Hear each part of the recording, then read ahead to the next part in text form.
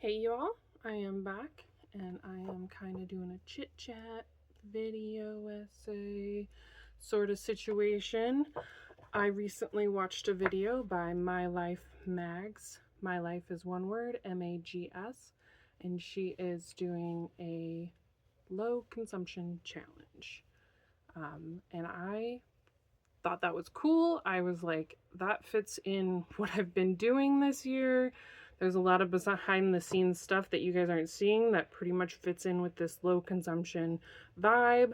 And so I'm like, why not start talking about it? Start talking about my journey and how I got here, because this has been, if you look at some of my old videos, I tried a no buy in 2020, tried one again in 22 or 23, and then again at the beginning of this year because I do not know how to learn a lesson easily. So I learned it the hard way, and it turns out I cannot handle a no buy. So I'm going to talk about a little bit about where I've been. I am going to do a video on that, where I've been for the last 5 years, because it's pretty interesting. I did not just disappear for 5 years. I've been behind the scenes doing a lot. So I'm going to start this video off with actually a talk about therapy. I know.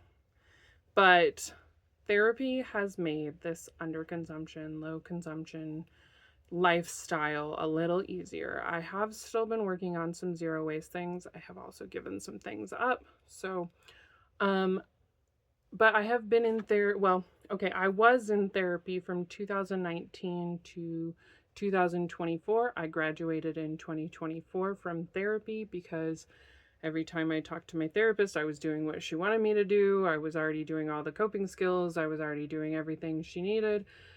So she kind of felt useless at the end, and she graduated me, because that's kind of when you know you're doing really well in therapy is when it's time to move on and to do other things.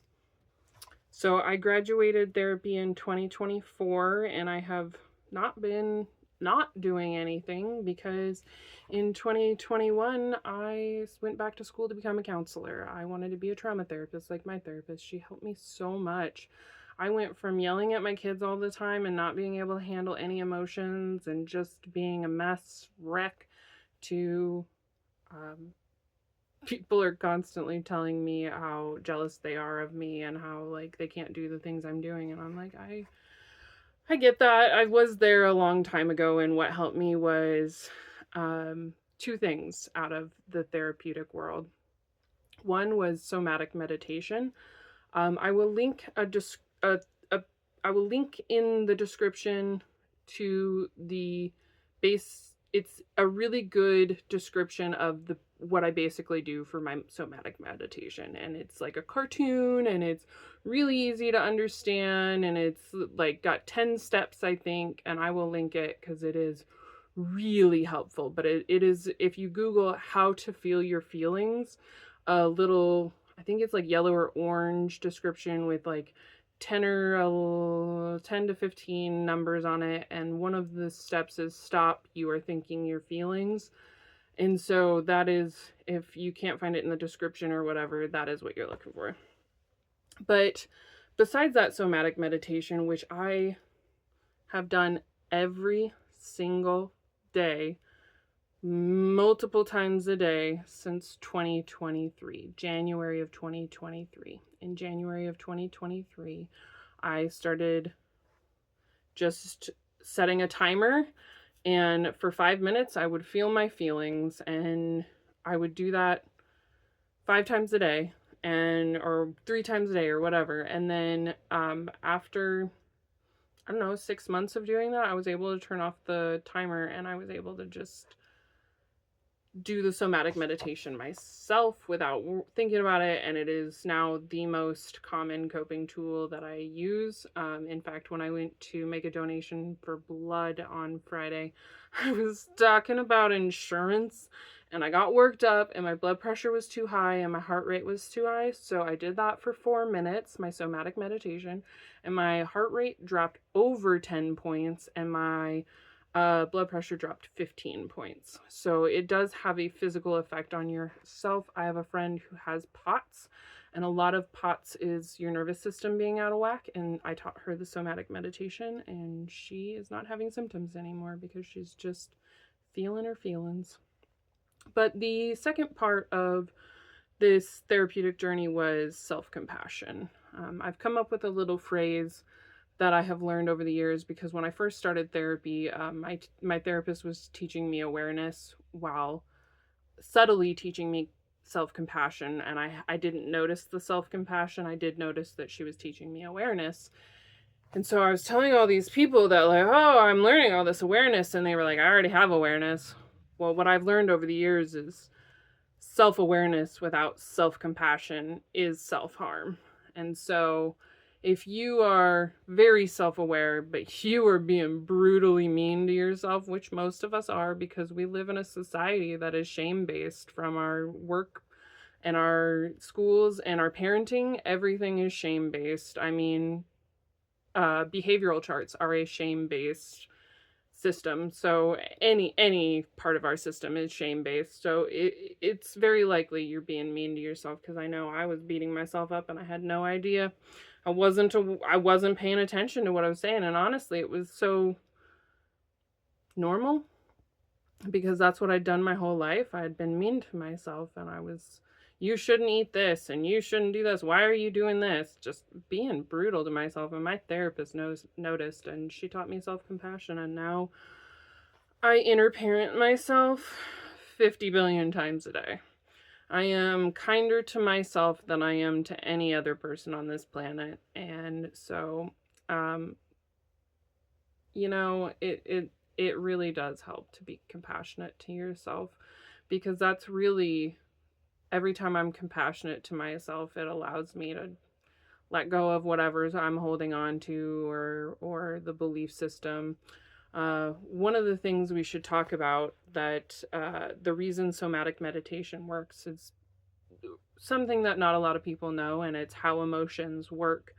And emotions are kind of like the third step in the process, actually. And so this is really interesting, because the first step is you see an event. This is where the statement triggering comes from, because you are triggered by something on the outside, and that trigger then brings up a sensation in your body. It makes your stomach hurt, it makes your chest tighten, it makes your hands sweat, some kind of sensation that then goes to your brain, and your brain says, the last time we felt this, I was in this situation, so now we are back in that same situation and I need to act accordingly. So then your brain is pretending like you were in the past, and it starts thinking all these thoughts. I'm a terrible person. I can't do this. This is terrible. What am I doing here? These people are horrible to me. This is how everybody always treats me.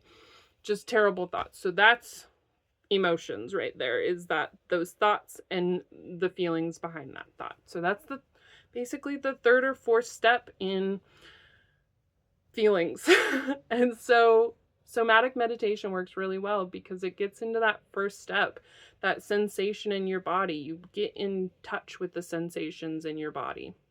And so one of the things that I have learned from therapy is getting really comfortable with discomfort. I'm really comfortable with the uncomfortable emotions in my body.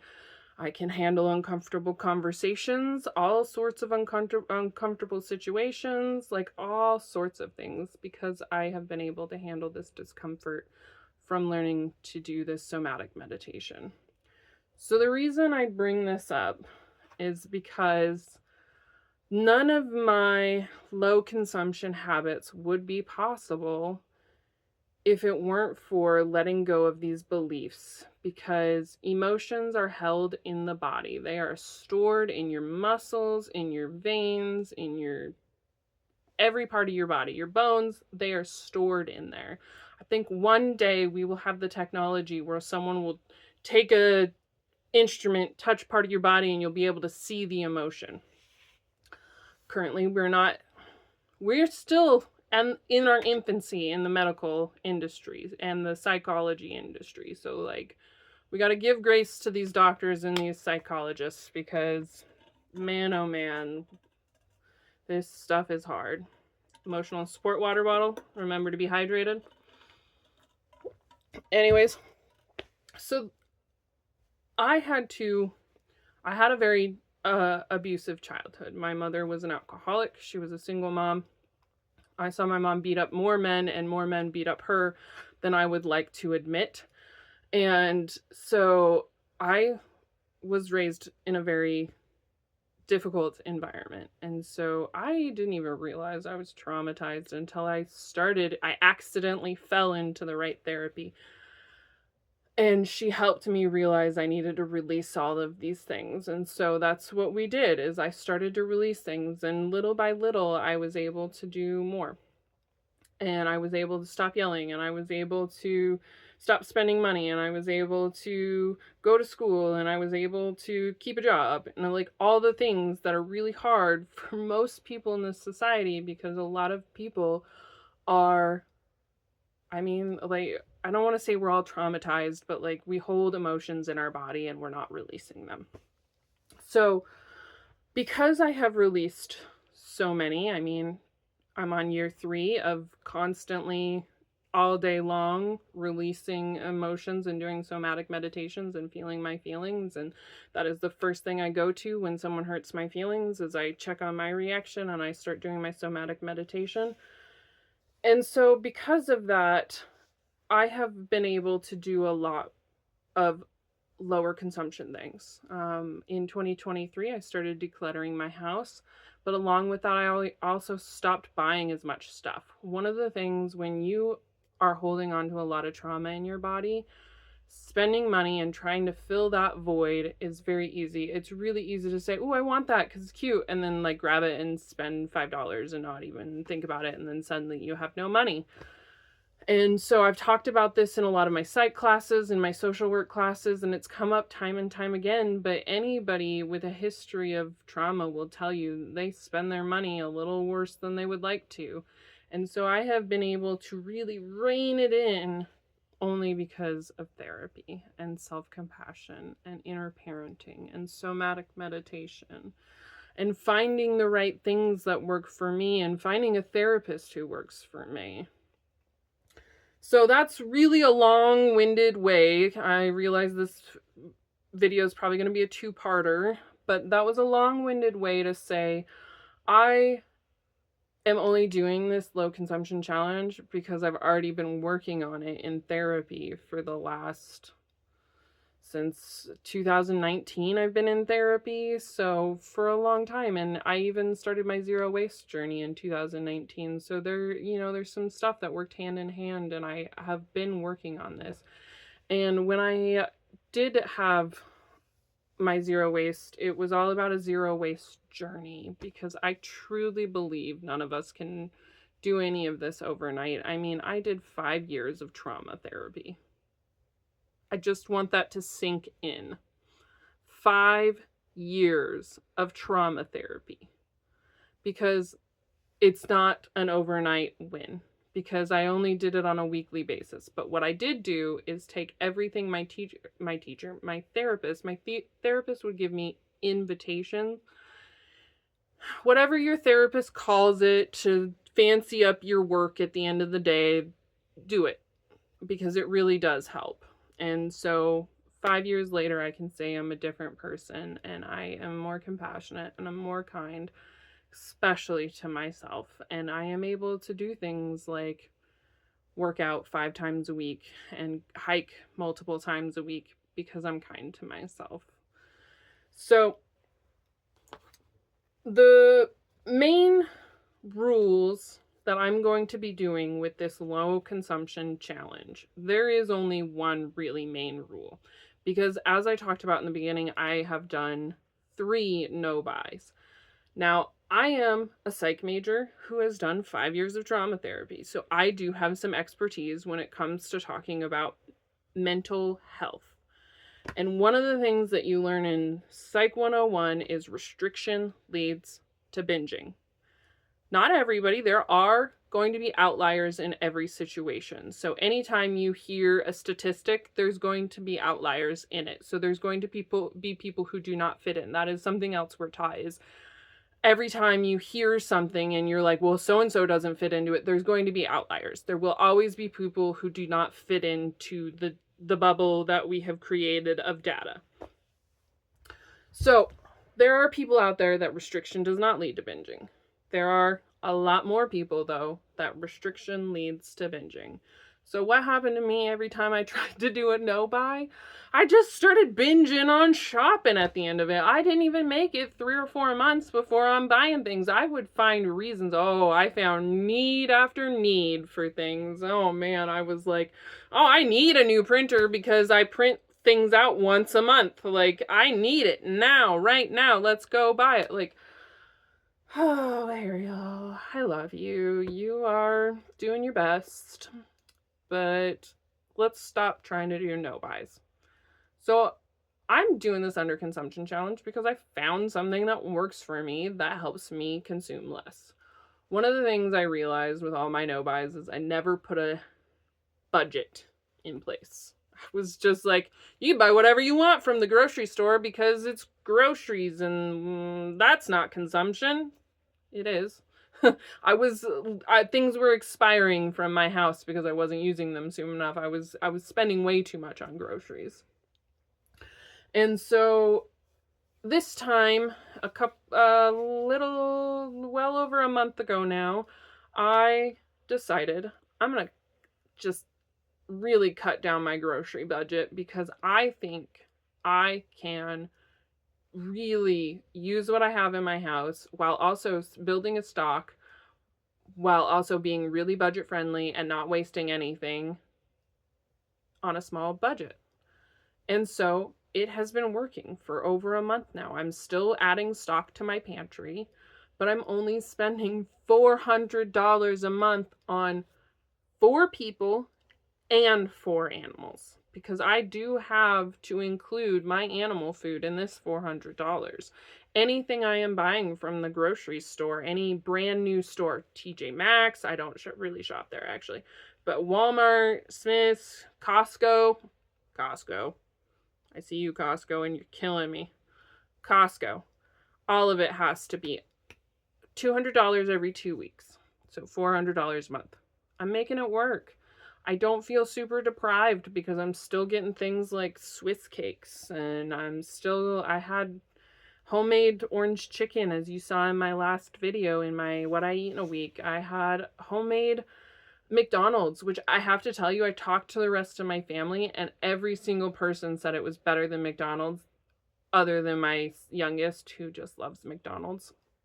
So I don't feel deprived. I feel like I'm still getting the things I want and I'm helping the planet because I am not buying a bunch of new stuff. I am not buying.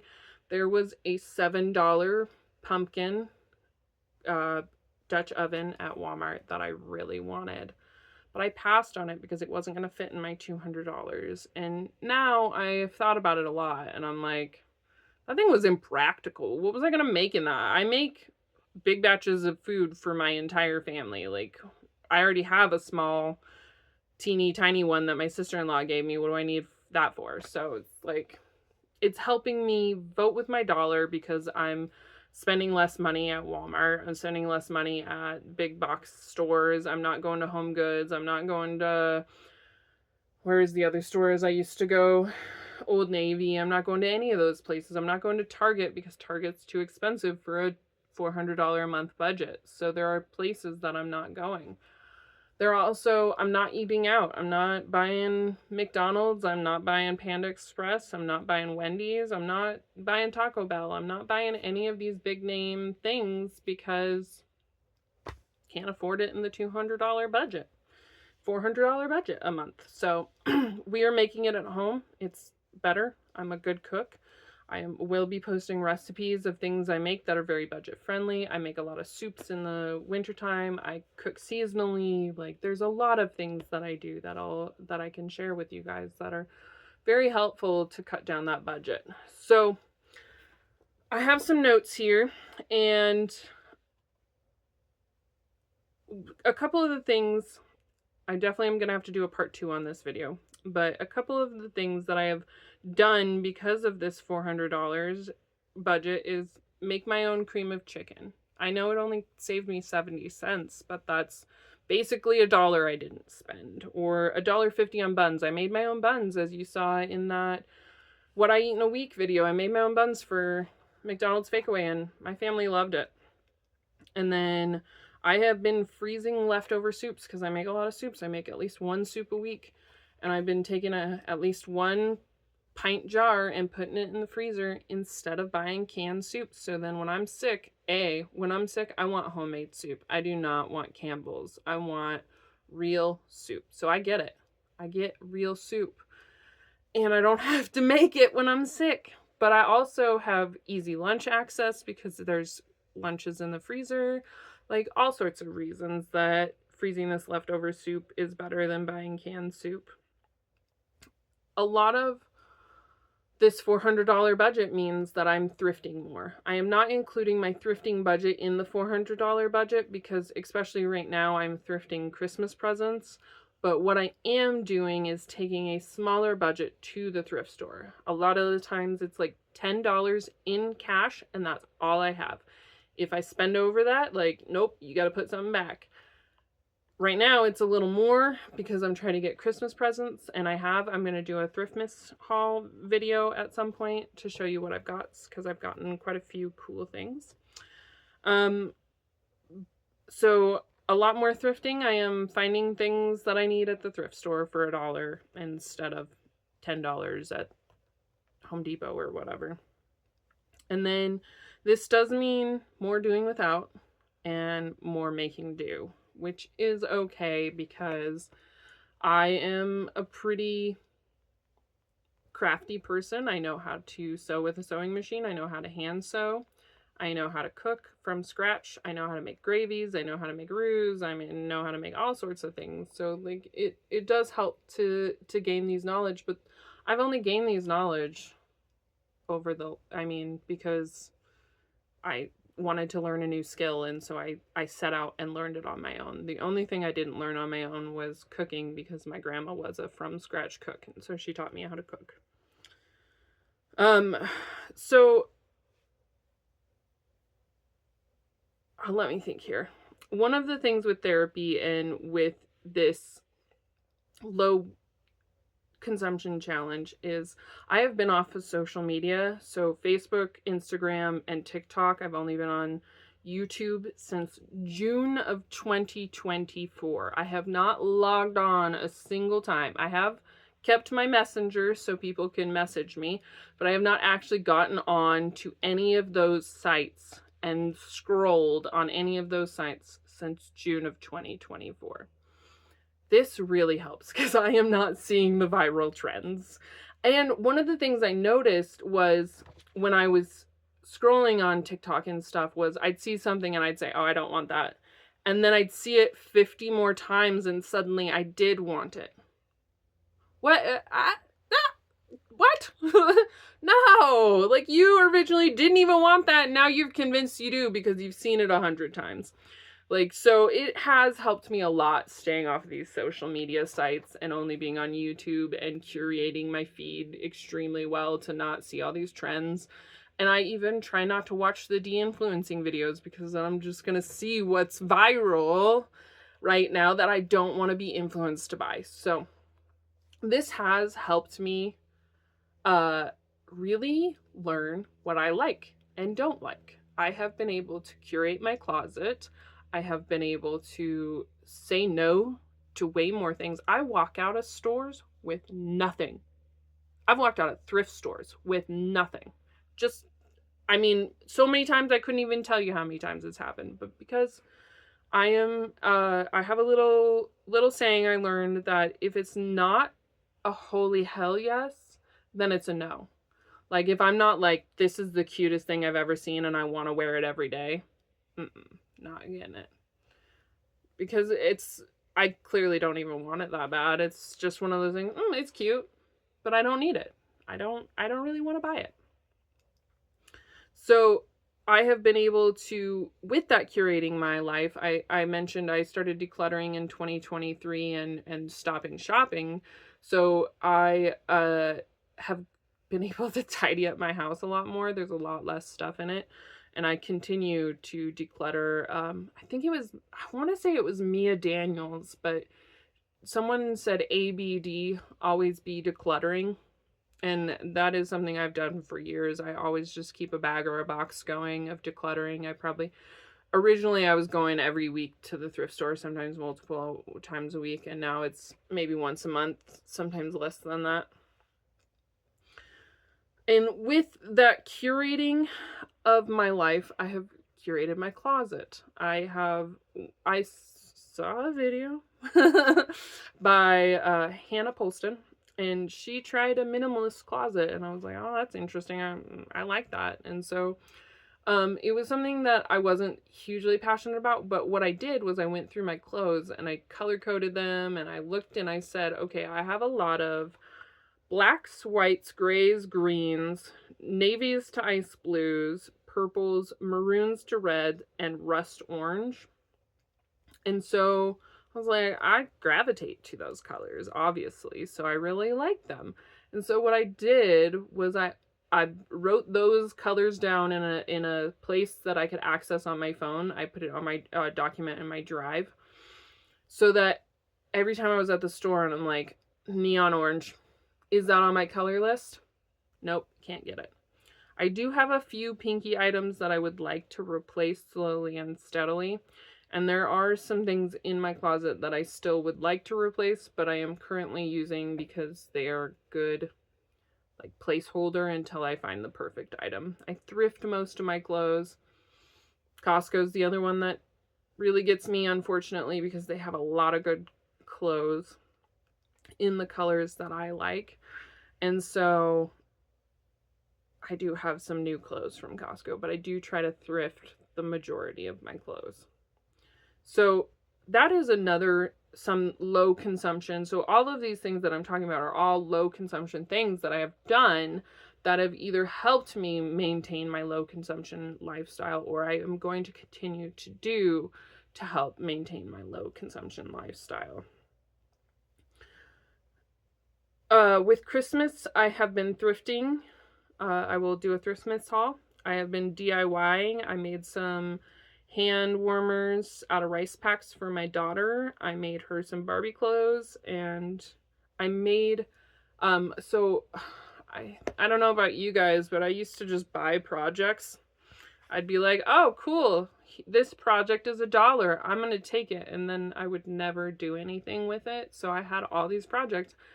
And that was something I banned myself. I was like, stop buying projects. Like, you got to stop doing that. My husband still does it, but I haven't been as bad lately. I put some awareness around it, and I realized what was going on. I didn't ban myself. I just said, like, look, you're buying a lot of projects. Maybe you should slow down.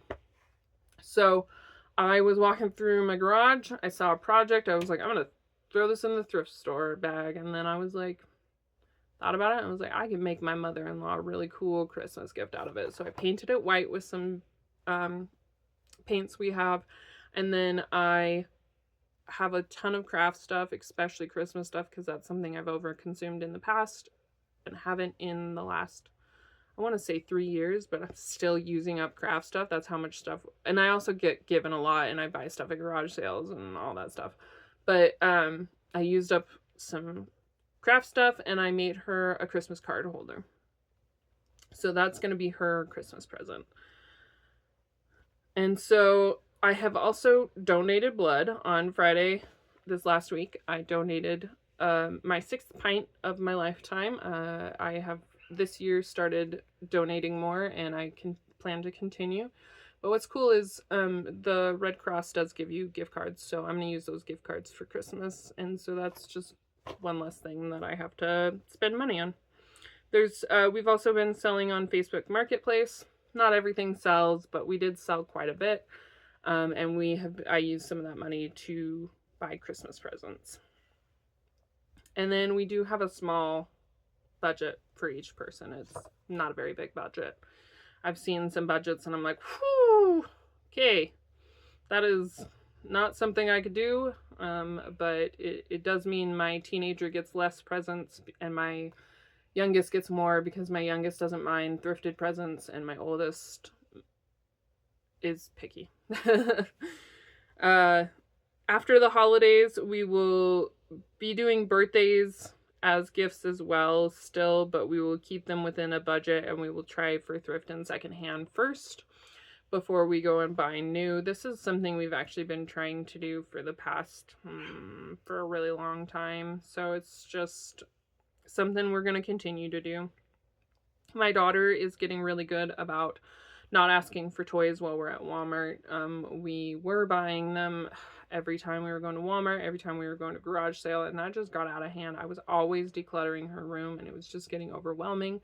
Since we stopped buying her a toy every time we go somewhere and have her keep an allotted amount of toys, it's got to fit within a certain amount of drawers and boxes and stuff. And something we've practiced also is affirmations about this. And so when she asks, I go, do you have enough toys? And she goes, I have enough toys. And so it's not something we're really worried about. But we do, if they're within the budget of the $400, she can get a toy, or if they're for a special occasion. But they're mostly, she just says she has enough toys. One of my favorite activities is hiking. I would like to get into backpacking, and so I don't have a lot of stuff for backpacking. So I am trying to use what I have currently for backpacking and hiking, but there are some things that I will have to buy, and I'm going to try and thrift them or get them on a good deal or a sale or something. But I'm going to, that is, if that's going to try and stay out of the $200 or the $400 a month, because backpacking equipment is pretty expensive, but it is also something that we're working on slowly. And we're my husband's had hip surgery, so we have to kind of like build up stamina too. Clothing. I have a wish list on my Google Drive, and I keep a wish list of, if I see something, I can take it and share it. Give me 1 second, my dogs. My dogs wanted to be let in from outside. Okay, so the wish list I have, I can just copy the URL, paste it in the wish list, and have able to just send that to anyone, and they can just click on the link and go straight to the product. The other, I keep ideas in a different document as well, like, oh, I need colored tights. I haven't found the perfect tights, but I need colored tights.